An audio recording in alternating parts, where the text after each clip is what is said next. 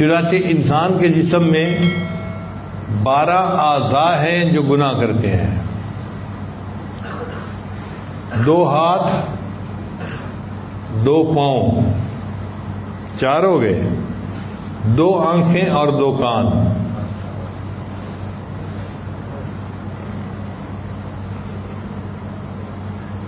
تو یہ کتنے ہو گئے؟ 8 ہو گئے. اور 4 اعضاء اور ہیں، دماغ، زبان، دل اور شرمگاہ. تو کل اعضاء کتنے ہوئے؟ تو 12 اعضاء ہیں جو گناہ کرتے ہیں.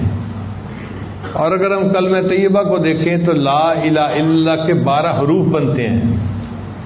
2 حرف لا کے، 3 حرف الہ کے تو 5 ہو گئے، اور اللہ کے پھر 3 حرف ہو گئے تو 5 اور 3 8، اور اللہ کے 4 حرف ہوتے ہیں، 8 اور 4 12.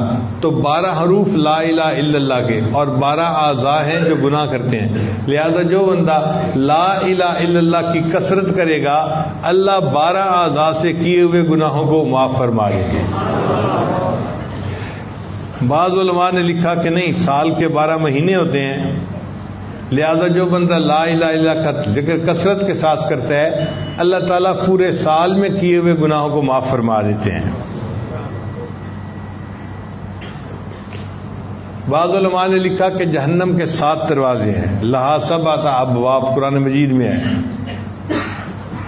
اور کلمے کے بھی 7 الفاظ ہیں، لا الہ الا اللہ 4 لفظ یہ ہو گئے، محمد الرسول اللہ 3 یہ ہو گئے، 4 اور 3. تو جو بندہ لا الہ الا اللہ محمد الرسول اللہ پڑھ لے گا تو ان 7 الفاظ کے بدلے اللہ اس کے لیے 7 جنت کے دروازوں کو کھول دیں گے اور جہنم کے 7 دروازوں کو بند فرما دیں گے.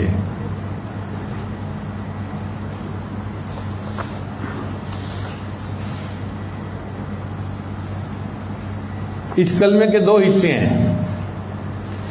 لا الہ الا اللہ یہ توحید کا پیغام ہے، اور محمد الرسول اللہ اس میں رسالت کا مضمون ہے. لا الہ الا اللہ کو کہتے ہیں نفی اثبات.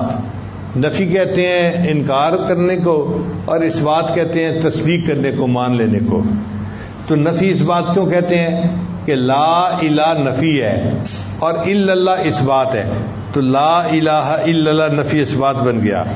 اس کا مقصد یہ کہ اے لوگو، مخلوق سے کٹو، اللہ سے جڑو، پھر اللہ کی نسبت سے مخلوق کے ساتھ جڑو. کہ تم مخلوق سے تعلق توڑو، اللہ سے جوڑو. چنانچہ اللہ رب العزت ارحم الراحمین ہے، بہت رحمت فرمانے والے ہیں. جو بندہ اللہ سے جڑے گا پھر اللہ تعالیٰ اس پر اپنی خصوصی رحمت نازل فرمائیں گے. اور نبی علیہ الصلوۃ والسلام کو اللہ نے رحمت للعالمین فرمایا ہے کہ جہانوں کے لیے اللہ نے ان کو رحمت بنا کر بھیجا.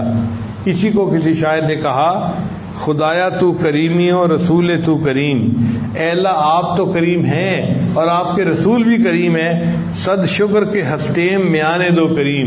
اللہ کا شکر ہے کہ میرا معاملہ 2 کریموں کے درمیان ہے. ہم محبوب صلی اللہ علیہ وسلم بھی کریم اور اللہ تعالیٰ بھی کریم، لہذا یہ دونوں کریم جو ہیں قیامت کے دن میرے اوپر مہربانی فرمائیں گے اور مجھے جہنم کے عذاب سے بچا لیں گے اور میرے لیے جنت میں جانے کا راستہ ہموار فرما دیں گے. علماء نے لکھا ہے کہ جب انسان نکاح کرتے ہیں نا تو یہ ایجاب و قبول ہو جاتا ہے، تو پھر بندہ اپنی دلہن کو اپنے گھر لے کے آتا ہے. یہ دستور ہے. ایمان جو ہے نا یہ بھی ایجاب و قبول کی مانند ہے کہ بندہ اللہ کو اپنا رب مان لیتا ہے اور بندے اور اللہ کے درمیان ایک رشتہ جڑ جاتا ہے. اب چونکہ یہ ایمان انسان نے حاصل کر لیا تو اللہ اپنے بندے کو اپنے گھر جنت میں لے کر جائیں گے اور کلمے کی وجہ سے اس کو جنت عطا فرما دیں گے.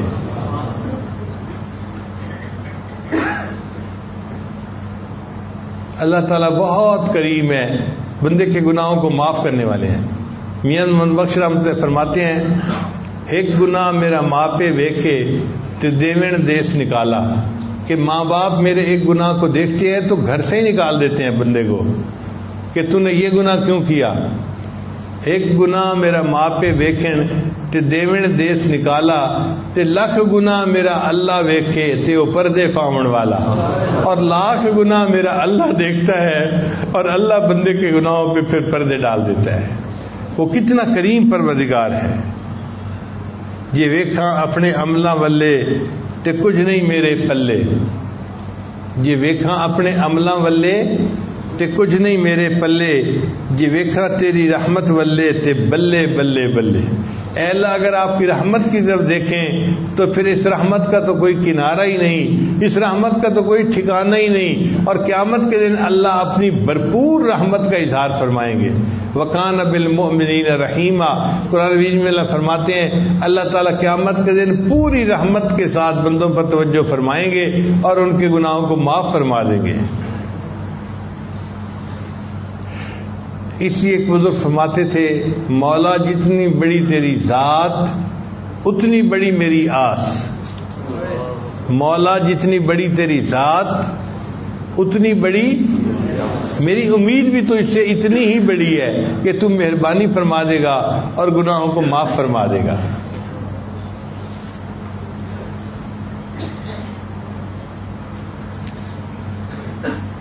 کہتے ہیں کہ حضرت شیخ عبد القادر جیلانی رحمۃ اللہ علیہ نے مسجد میں درس دینا شروع کیا تو انہوں نے اللہ کی رحمت کا مضمون بیان کیا، کرتے کرتے کرتے 18 سال گزر گئے، یعنی پورے 18 سال روزانہ اللہ کی رحمت کا مضمون بیان کرتے۔ پھر ایک دن ان کو خیال آیا کہ میں لوگوں کو ذرا اللہ کے جلال کے بارے میں ہی بتاؤں تاکہ کچھ خوف بھی ان کے دل میں پیدا ہو۔ چنانچہ ایک دن انہوں نے اللہ کے جلال کے اوپر بیان کیا، وہ مضمون ایسا تھا کہ لوگوں کا رو رو کے حال برا ہو گیا، کئی بے ہوش بھی ہو گئے اور کچھ تو ایسے تھے کہ جو فوت ہی ہو گئے اللہ کے جلال کی باتیں سن کے۔ تو اللہ تعالیٰ نے شیخ عبد القادر جیلانی کو الہام فرمایا کہ عبد القادر جیلانی تو لوگوں کے سامنے میرے جلال کا تذکرہ کرتا ہے۔ تو عرض کیا یا اللہ میں نے ان کے سامنے 18 سال تیری رحمت کا تذکرہ کیا۔ تو اللہ نے فرمایا اچھا پھر 18 سال میں میری رحمت ختم ہو گئی تھی کیا؟ 18 سال میں میری رحمت ختم ہو گئی تھی جو تو نے میرے جلال کا تذکرہ کرنا شروع کر دیا۔ اللہ کی رحمت کے کیا کہنے کہ وہ سارے انسانوں کے گناہوں کو اپنی رحمت سے معاف کر دے تو اللہ تعالیٰ کی رحمت میں سے کچھ حصہ ختم ہی نہیں ہوتا۔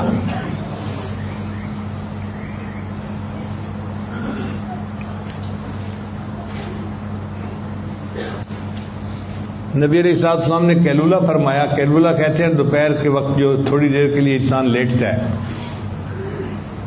تو کیلولہ فرمانے کے بعد نبی صاحب اٹھ کر بیٹھ گئے تو قبیلہ بنو غفار کے سردار تھے، ان کا نام تھا ابو ذر غفاری، وہ نبی علیہ السلام کی زیارت کے لیے آئے۔ تو نبی علیہ السلام نے فرمایا ابو ذر میرے پاس جبریل علیہ السلام آئے تھے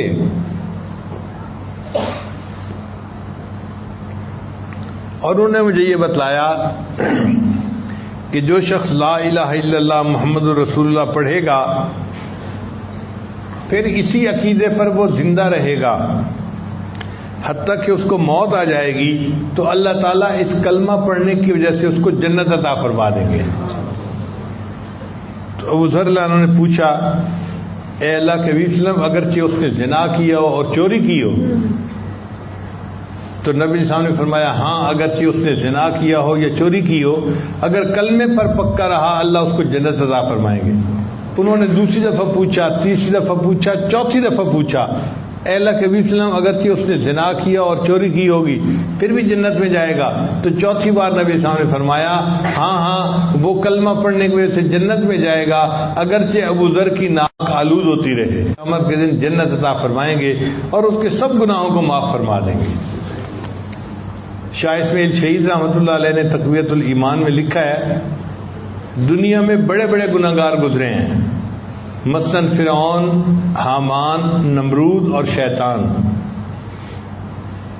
اگر کوئی شخص ساری دنیا کے گناہ کرے مگر توحید پر قائم رہے تو اس کے سب گناہوں کی بخشش پھر بھی ممکن ہے۔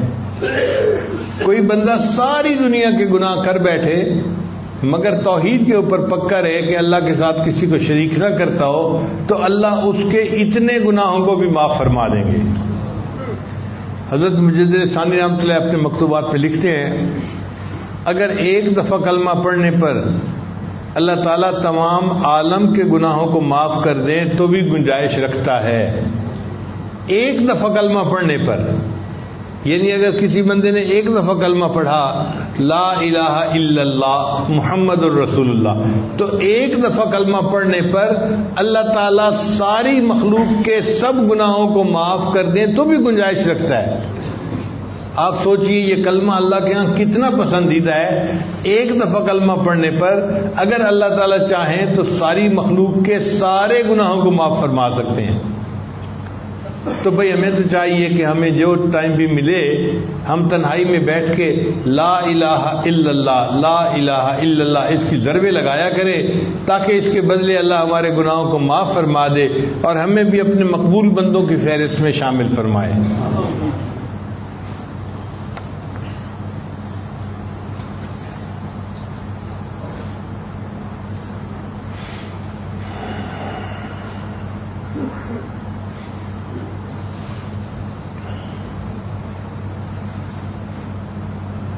بناؤں گا اپنے نفس سرکش تو اب تو یارب غلام تیرا، میں چھوڑ کر کاروبار سارے کروں گا ہر وقت کام تیرا.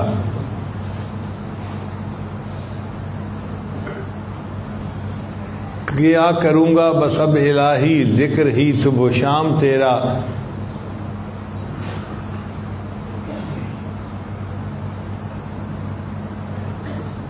کوئی رہے گا نہ ذکر لب پر، رہے گا ہر وقت ہی نام تیرا.